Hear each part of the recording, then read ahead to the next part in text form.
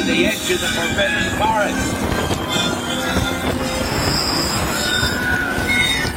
No! We'll have to round up the troops before they set fire to anything else. They just don't know what they're doing. There's no danger. I think that's enough for today. Think of something.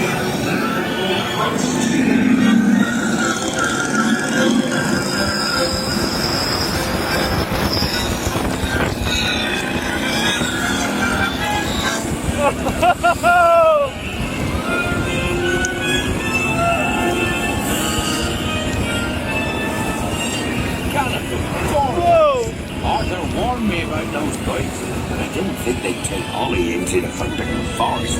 Just hang on. Oh, and don't mind Fluffy. His barks are worse than his bikes.